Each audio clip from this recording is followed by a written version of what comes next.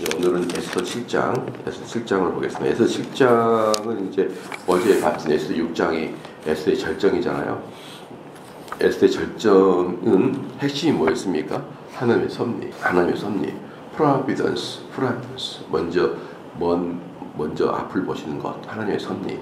이 섭리가 이제 에스더의 절정이었다 그러면 그 절정의 사건이 나온 다음에 이제 실행, 그 하만의 몰락을 이제 보여주고 있는 것이 7장이라고 할 수 있죠. 그래서 3장 1절부터 볼게요. 1절 왕이 하만과 함께 왕후 에스더 잔치에 가니라. 이제 왕과 하만이 에스더가 베푼 잔치에 갔다. 왕이 이 둘째 날 잔치에 술을 마실 때에 다시 에스더에게 물어 이르되. 그러니까 기억을 해보신다 그러면 에스더가 왕에게 잔치를 베푸는데 그리고 소원을 들어달라고 이제 이렇게 했는데 왕이 내가 나라의 절반이라도 주겠다. 무슨 일이냐 이렇게 이제 물어봤는데 사실 왕후에서는 말하지 않았죠. 말하지 않으니까 이제 왕이 더 이제 궁금한 거예요. 더 궁금하니까 이번엔 잔치를 베풀었잖아요. 잔치를 베푼 그 이튿날 또 아침부터 뭘 원하느냐 이렇게 물어본 거예요. 분명히 에스더 왕후가 분명히 고민이 있을 것이고 분명히 나한테 지금 요구사항이 있는데 계속 말을 안 하니까 더 이제 왕이 더 이제 애달파 온 거죠. 그러니까 2절에 왕이 이 둘째 날 잔치에 술을 마실 때 다시 에스더에게 물어 이르되 왕후 에스더여 그대의 소청이 무엇이냐 곧 허락하겠노라. 그대의 요구가 무엇이냐 곧 나라의 절반이라 할지라도 시행하겠노라. 그러니까 이제 이 왕은 더 이제 이 왕후가 무슨 생각을 했는지 더 궁금하고 왕후가 얼마나 뭐라 그럴까요? 말하기 어려운 일이었으면 이렇게 뜸을 들이나 도대체 왕후의 마음에 어떤 문제가 발생했느냐 이렇게 더 이제 애달파하셨거든요. 그리고 이제 하나님께서 왕의 마음을 붙잡아 주시다 그때 따라 에스더가 그렇게 예뻐 보이고 사랑스러워 보인 거예요. 그러니까 이제 왕은 아주 왕후에게 최선을 다하고 싶었던 거죠. 3절에 왕후 에스더가 대답하여 이르되 왕이여 내가 만일 왕의 묵중에서 은혜를 입었으며 왕이 좋게 여기시면 내 소청대로 내 생명을 내게 주시고 내 요구대로 내 민족을 내게 주소서라고 이제 얘기하니까 이건 거의 생명을 걸고 말하고 있다는 것을 이제 보여주고 있는 것이죠. 생명을 걸고 말하고 있다. 생명과 민족을 걸고 말하고 있다라는 것을 볼 수가 있는 것입니다. 그러니까 이제 나와 내 민족이 팔렸다. 3장 한번 볼까요? 에스더 3장 가보면요. 3장 13절에 보면요. 3장 13절에 이에 그 조소를 역졸에게 맡겨 왕의 각 지방에 보내니 12달째 곧 아달월 13일 하루 동안 모든 유다인을 젊은이 늙은이 어린이 여인들을 막론하고 죽이고 돌이키고 진멸하고 또 그 재산을 탈취하게 하라 이랬거든요. 지금 이걸 이야기하고 있는 거예요. 이걸 이제 다시 7장 4절 오면요. 나와 내 민족이 팔려서 그렇잖아요. 나와 내 민족이 팔려서 그러니까 유다 백성 민족 전체가 팔려서 근데 여기서 팔렸다는 것은 뭐예요? 하만이 당신에게 은 1만 달란트를 주기로 하고 한 민족을 진멸한다고 하지 않았느냐 이제 그것을 이야기한 거거든요. 여기에서 지금 말하고 있는 것은 뭐냐 그러면은 나와 내 민족이 팔려서는 뭐냐 그러면은 방금 3장 13절에 하만이 당신을 속여가지고 유대 민족 전체를 멸살시키려고 하지 않았느냐 이게 들어가 있어요. 그 의미가 들어가 있단 말이에요. 나와 내 민족이 팔려서 죽음과 도륙과 진멸함을 당하게 하지 않았느냐라는 것이죠. 그러니까 이제 제가 방금 읽었던 3장 13절에 마지막 부분에 어린이, 젊은이, 늙은이, 어린이 여인들을 막론하고 죽이고 돌육하고 진멸하고 또 재산을 탈취한다 이 말 했잖아요. 그러니까 이게 이제 하만하고 그 왕하고의 이야기거든요. 그러면 다시 7장으로 넘어와서 나와 내 민족이 팔려서라는 것은 은 1만 단을 이야기하고 그 다음에 똑같이 죽음과 도륙함과 진멸함을 당하게 된다니 이렇게 이야기한 거거든요. 그럼 이것은 왕이 다 알만한 내용이에요. 그러니까 이렇게 이야기하게 되면 왕은 저거 어디서 익숙한 내용인데? 사실 이제 이렇게 돼야 되잖아요. 근데 사람이라는 것이 참 희한합니다. 사람은 근본적으로 내로남불의 성향이 너무 강한 것 같아요. 그것을 이야기하더라도 왕은 자기가 그거랑 아무 관계가 없는 그런 사람이라고 생각하는 거예요. 그래서 죽임과 도륙함과 진멸함을 당하게 되었나니 만일 우리가 노비로 팔렸더라면 내가 잠잠하였으리라. 그래도 대적 왕의 손을 보충하지 못하였으리라 하니, 여기서 뭐냐 그러면은 쉽게 말하면 이 내용은 당신이 은 1만 달란트를 하만에게 받아서 뇌물을 받은 거죠. 하만에게 받아서 엄청난 큰 돈을 받은 거죠.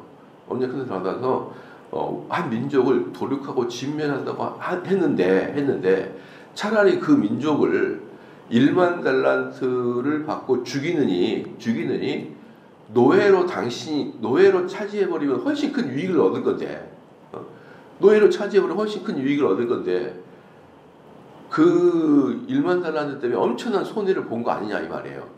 1만 달란트로. 차라리 노예로 팔렸으면 우리 민족도 좋고, 당신 왕도 그 노예로 공짜로 일을 부려먹으니까 좋을 텐데, 은 1만 달란트 받아가지고 한 민족을 멸살하는 것이 뭐가 유익이냐 이 말이에요. 뭐가 유익이냐. 그 얘기를 지금 하고 있는 거예요. 그래서 4절 후반부에 그래도 대적이 왕의 손해를 보충하지 못하였으리라 하였더니, 그러니까 왕이 너무 큰 손해를 본다는 거죠. 왕이 너무 큰 손해를 본다. 당신이 너무 큰 손해를 보게 된다. 근데 이 왕은 아직도 그게 하만과 자기가 기회를 잡아가지고 유다 백성들을 멸절시키려고 하는 그 내용인지를 모르고 있는 거예요. 모르고. 그러니까 이건 이제 뭐냐니까 5절에 아수에로 왕후 에스더에게 말하여 이르되 감히 이런 일을 심중에 품은 자가 누구며 그가 어디 있느냐라고 얘기했거든요. 이것을 보면은 꼭 나단 선지자가 다윗을 찾아가가지고 했던 얘기랑 비슷하잖아요. 자기에는 99마리의 양이 있는데 다른 집 가난한 집 한 마리 있는 양을 뺏어가다가 지 친구를 대접하려고 그렇게 했습니다. 그랬더니 그놈이 누구냐라고 이제 다윗이 막 큰 소리를 쳤듯이 비슷하게 아수르의 왕이 에스더 이야기를 듣고 도대체 어떤 놈이 그런 심중의 마음을 품었냐 하면서 화를 버럭버럭 내는 것이죠. 화를 버럭버럭 내기 시작합니다. 그러니까 이렇게 큰 어려움이기 때문에 우리 에스더가 이렇게 나한테 어렵게 이야기하는구나 라고 생각했을 거예요. 6절에 에스더가 이르되 대적과 원수는 이 악한 하만이니이다 하니, 그러면서 나단이 이야기했듯이 그 코앞에서 딱 지적을 해버린 거예요. 이 하만입니다 라고 이야기를 해버린 거죠. 그러니까 하만도 마찬가지거든요. 하만도 벌써 이 정도의 분위기가 왔으면 자기라는 것을 인식해야죠.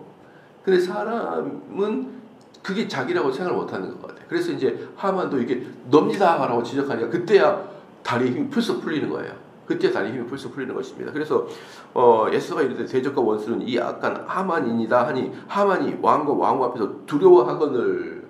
그러니까 지금 이 하만은 계속적으로 경고가 주어지고 있었거든요. 어떤 경고가 주어졌습니까? 그 전날 그 모르드게가 존귀한 자가 되고 나니까 자기 집에 돌아서 척사들한테 이야기하니까 당신은 유다의 여호와 하나님에게 무릎을 꿇고 거기서 진멸을 당할 것이다. 이런 경고를 들었잖아요. 자기 집 책사에서. 그러면은 이 사람이 뭐랄까요? 지혜로운 자라 그런다 그러면 최소한 그 척사들의 이야기 듣고 어떻게 되겠습니까? 회개하고 자기를 돌아보고 그걸 철회하도록 마음을 먹어야 되는데, 여러분 아시잖아요. 죄를 이미 지려고 마음 먹은 사람들은요, 어떤 경고나 어떤 이야기가 돌려서 우리를 그 일을 막으려고 해도요, 그 말 전부 다 거절하고 죄 지려고 하는 사람은 죄를 짓고 마는 것이죠. 그렇기 때문에 그가 왕은 두려워했습니다. 7절에 왕이 노하여 일어나서, 여기서 노하다는 것은 극단적인 분노가 난다라는 거죠. 그러니까 이제 왕이 드디어 전놈이 나한테 헤헤헤 웃더니 결국 1만 달란트를 첫 번째 두 가지 때문에 이제 왕이 화가 나는 것이거든요. 1만 달란트를 가지고 나를 완전히 이렇게 손해를 끼쳐, 겉으로는 나를 위한 척하고 겉으로는 막 돈을 나한테 주는 것 같은데 알고 보면 진짜 들어보니까 한 민족을 멸절한다? 그럼 그 노하로 취해서 훨씬 큰 돈을 내가 벌 텐데 저놈이 저거 지 원한을 갚으려고 나한테도 큰 손해를 입혀? 이게 첫 번째 분노고. 두 번째 분노 뭐겠습니까? 당연히 내 아내 에스더를 저놈이 막 죽을 만큼이나 고통스럽게 했어? 이거예요. 내 아내 에스더를 저놈이 죽을 만큼 고통스럽게 했어. 이게 이 분노가 치솟는 거죠. 두 개가 이제 감히 여러분들 만약에 어떤 사람이라도 별로 썩 좋은 남편이 아니라도 누군가 여러분 아내를 막 공격하고 아내의 눈물 나게 하고 그렇게 하게 되면 남편으로서 그게 참아지냐고요, 그게. 그런데 감히 이 황제의 아내의 마음을 고통스럽게 했어. 그러니까 이 두 가지의 마음, 하만이 왕에게, 아하수르 왕에게 엄청난 손해를 끼쳤던 거. 첫 번째. 두 번째는 이 전 세계의 왕후의 마음을 고통을 줘? 내 아내인데? 이 두 개의 마음이 아주 극단적으로 이제 아하수르 왕 마음속에 불이 타오른 거예요. 불이 타올랐어요. 그러니까 그 즉시 분이 나가지고 그 자리에서 죽여버리고 싶은 거예요. 그 자리에서. 왕이 노하여 일어나 잔치 자리를 떠나 왕궁 후원으로 들어가니 이제 이 사람이 거기서 벌떡 일어난 거예요. 벌떡 일어나가지고 후원으로 들어갔습니다. 이제 뒤 마당으로 들어간 거예요. 산책길로 들어가가지고 거기 가가지고 왜 갔느냐? 저놈을 어떻게 죽일까?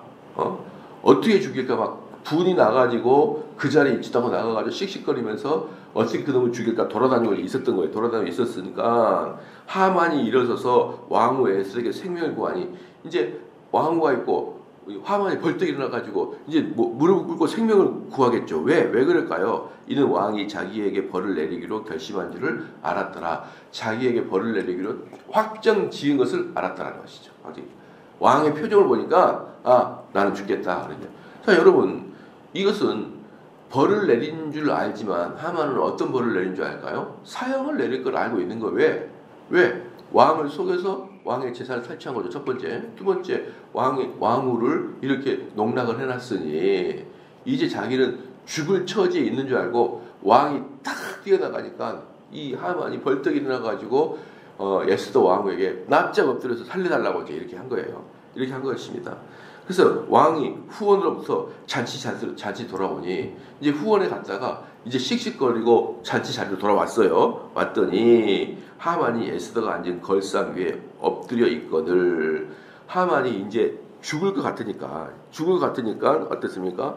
에스더가 앉은 걸상에 자기 상체를 엎드려 가지고 그러니까 에스더를 붙잡았는지 아니 에스더 걸상 옆에 이렇게 엎드려서 살려달라고 했는지 조금 정확하진 않아요.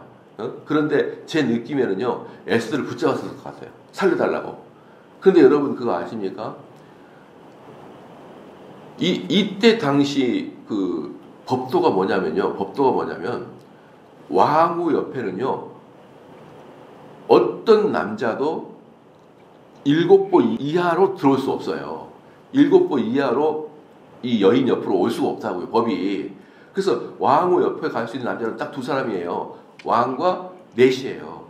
그런 사람이 왕후 옆에 갈 수 있는 유일한 사람들인데 이 하만은 이제 생명이 어차피 자기 끝났으니까 이제 정신을 잃고 왕후를 붙잡은 거라 저는 봐요. 왕후를 붙잡았다. 이 걸상에 상체를 탁 올렸다. 의자에 올린 거거든요. 그러니까 의자에 올렸다라는 것은 왕후를 붙잡고 살려달라 이제 이렇게 이야기한 거니까 이제 사실은 하만이 이렇게 하지 않겠습니까? 어차피 자기는 죽은 목숨인데 이제 이 왕후가 이 문제를 해결해 주지 않으면 자기는 죽으니까 뛰쳐가가지고 왕후의 몸을 잡고 살려달라 이제 이렇게 이제 한 거예요. 에스더가 앉은 걸상 위에 엎드렸거늘 왕이 이르되 저가 궁중 내 앞에서 왕후를 강간까지 하고자 하는가 하니. 그러니까 여기서 뭐냐면은 왕이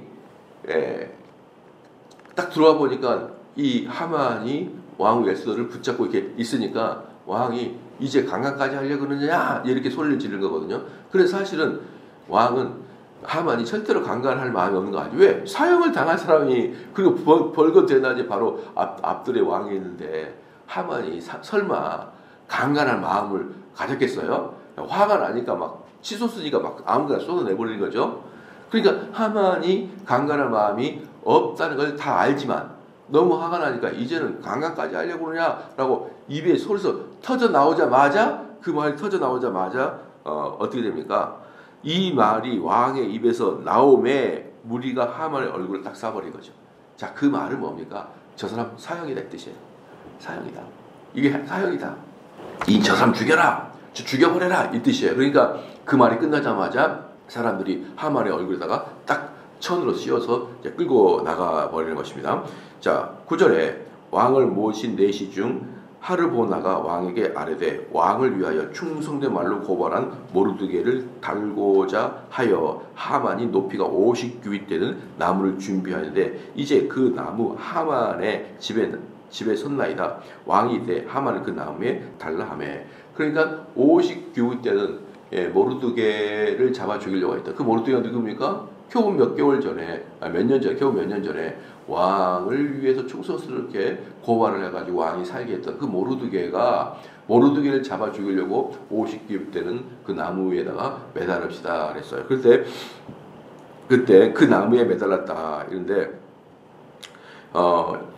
이게 이제 탈굼 성경에는요 이렇게만 나온 게 아니라 뭐까지 나왔냐 그러면 그 하만과 그의 아내와 그의 10아들까지 매달았다라고까지 말이 나옵니다. 그러니까 아마 진멸, 가족 전체를 아마 진멸해버린 것 같아요. 그 대표적으로 그 9절 마지막에 하만을 그 나무에 달라 하매. 이제 하만을 썼는데 탈굼 성경에는 그 아내와 10명의 아들까지 매달았나이다라는 것이죠.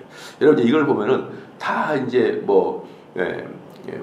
왕의 이제 그 어쩔 수 없지만 그래도 이제 현대적 관점에서 본다 그러면 이렇게 왕 제도는 무서운 겁니다, 여러분.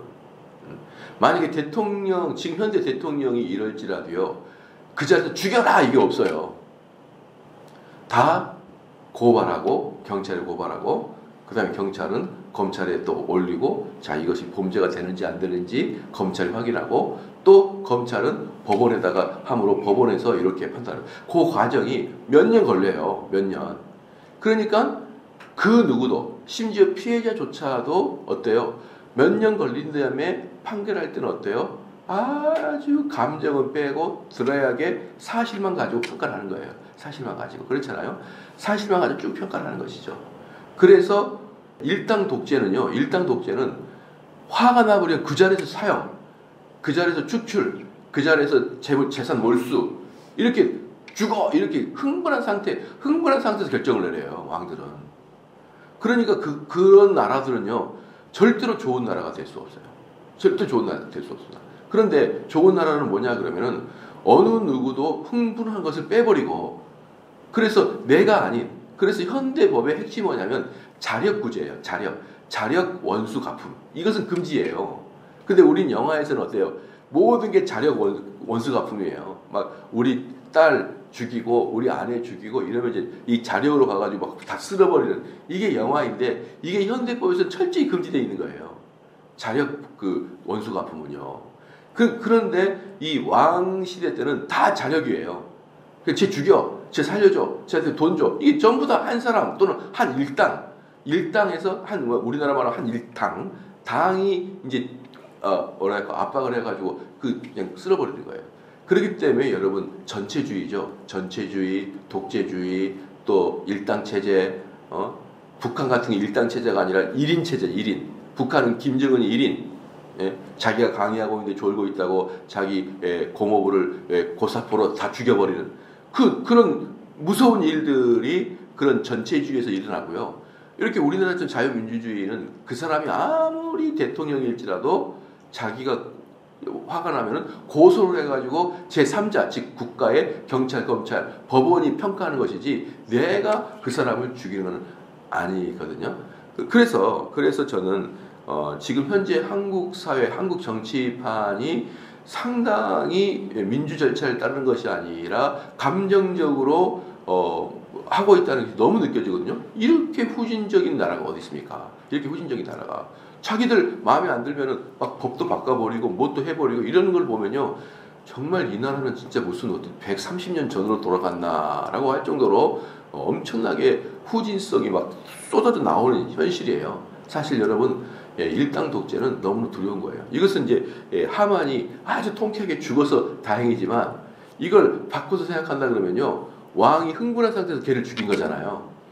그렇기 때문에 왕은 제가 지난번에도 얘기했지만 밤 양심의 가책, 두려움 때문에 잠못을 이루는 것이 이때 당시의 왕들입니다. 그냥 흥분해 죽여요. 나중에 알고 보니까, 나중에 이제 왕이 흥분이 가라앉고 몇 년 후에 보니까 그렇게 죽였던 애가 사실 그렇게 큰 일이 아니었네, 이런 걸 나중에 더 느끼게 되거든요. 그러니까 양심의 가책도 많이 느끼죠. 물론 하만은 죽어 마땅한 일이지만 왜? 자기 기분 나쁜 걸로. 왜 기분 나빴을까요? 교만한 하만이 돌아다니는데 그 공무원, 중간급 공무원 모르드게가 인사를 안 하고 혼자 업무를 보고 앉아 있는 거예요. 인사를 안 하고. 그것 때문에 하만도 민주적 절차가 아니라 지 감정으로 유다 백성을 죽여버려, 이렇게 한 거잖아요. 유다 백성을 죽일 거야, 자기 힘이 있으니까. 그런데 그보다 더 힘이 센 아하수르 왕이 하만 죽여버려 이러면서 일이 끝났지만 사실 둘 다 어때요? 현대 관점에 본다 그러면 독재 체제에 일어난 일이다라고 할 수가 있어요. 자, 그래서 10절에 쓸줄 말씀에 모르드게를 매달려고 한 나무에 하만을 다니 왕이 노가 그치니라. 그때 왕이 노가 그쳤다. 이게 그때 왕이 노가 그쳤다, 이 말이 뭐냐면요, 왕이 에스더의 말을 듣고 화가 나서 하만을 나무에 달았다, 이게 그렇게 긴 시간 동안이 아니라 하루 만에 일어났다라는 걸 뜻을 보여주고 있는 거예요. 그러니까 그때 얼마나 화가 났던지 하만을 나무에 매달아서 딱 죽이니까 그때야 왕의 노가 풀렸다라고 보면요, 이런 세상은 지금 오면 큰일이죠. 힘센 사가 흥분해가지고 한마디에서 모든 것을 엎어버리고 이러는 것은 지금으로서는 대단히 위험한 상황이다, 지금으로서는. 그래서 우리나라가 지금 제가 이렇게 보면요, 이게 전부 다 감정 싸움이에요. 두 양당이 감정 싸움에 아주 극한으로 들어가가지고 민주당 같은 경우도 감정이 상해가지고 어떻습니까? 그 뭐 장관 막 이런 국무위원들 탄핵을 수없이 해버리고 뭐 일 처리를 못하게 해버리고 예산 집행하지 못하게, 다 감정적이잖아요. 너 우리를 그렇게 계속 우리 당수를 그렇게 조사할 거야? 다 동결. 예산도 처리해주지 않을 거야. 또 탄핵. 이게 정상적인 국가에서 이루어진 게 아니라 감정적으로 이 국가 수뇌부들이 지금 싸우고 있는, 감정적으로요. 그러니까 정말 이걸 보면요, 자, 정말 한국 민족 성들 정말 얄팍하다, 얄팍해, 그런 생각이 드는 거죠. 기도하시겠습니다.